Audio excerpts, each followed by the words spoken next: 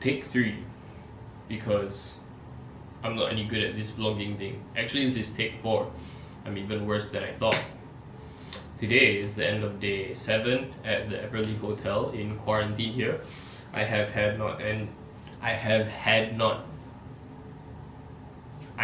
had any person-to-person, in-person interactions.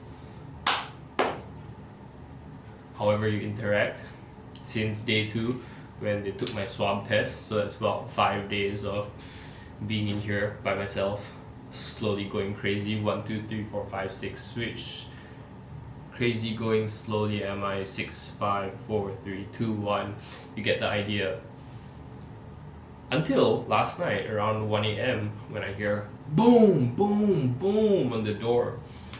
Biscuit, biscuit, I hear. I'm like, what? What's that? Boom, boom, biscuit. And it turns out that there's a lady standing outside my door with this.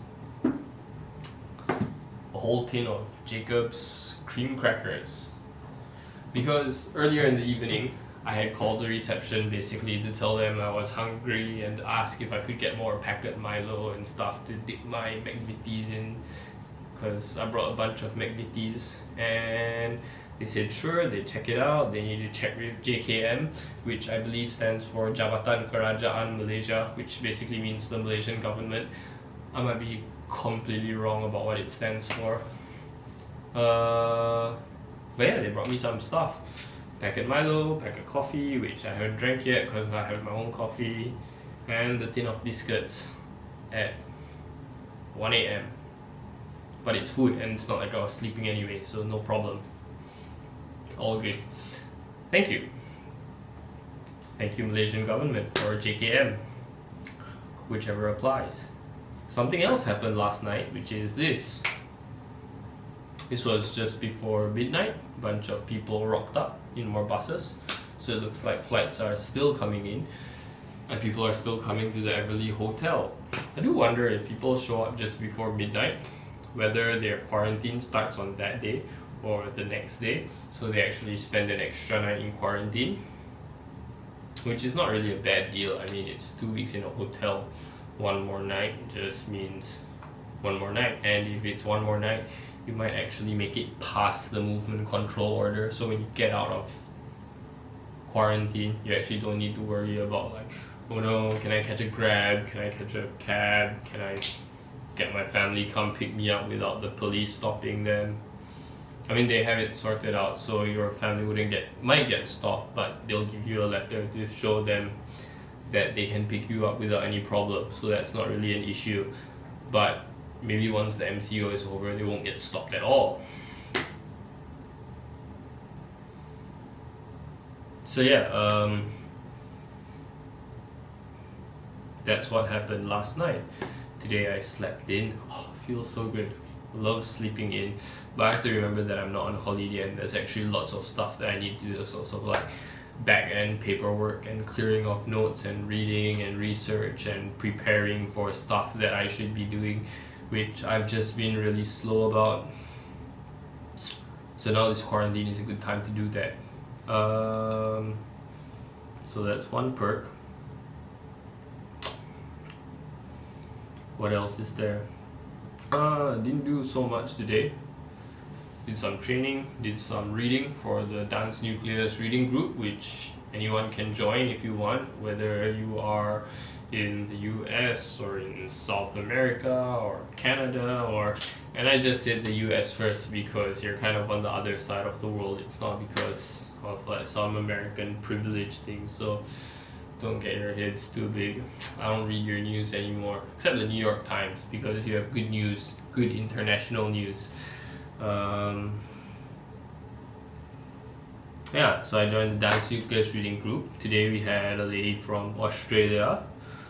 There is me from Malaysia, and I think one of my old students who's Singaporean tuned in all the way from Denmark, in Copenhagen, if I'm not wrong. I don't think she's back home, but I should check.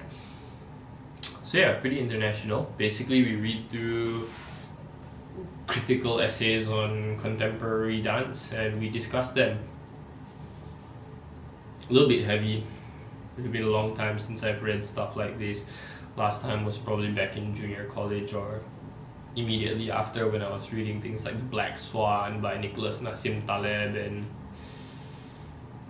all the sort of easy economics books and theories by Malcolm Gladwell stuff and super economics, and whew, that was my past life. Yeah, and then did some dancing, did some training, ate a lot of food, because this also happened today with regard to food. If you look on the left, you'll see that the bag says extra portion, which is because yesterday, as I said, I called in and I was hungry, and they said they can't give me any extra dinner because the kitchen's closed, but they will give me extra food for the next few days. So like today was really a bit much, lots of rice. I mean, I want to eat but 2 full packets of chicken rice for lunch, but it's good because then I have stuff to eat, like between lunch and dinner, and between dinner and supper, and after supper. But now it's after supper and I'm done eating. I need to go to sleep actually. But yeah, so that was day 7.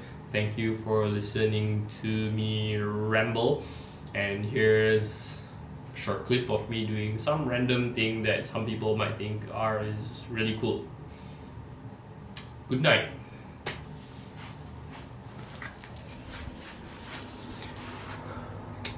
From the mood lighting of the Everly Hotel.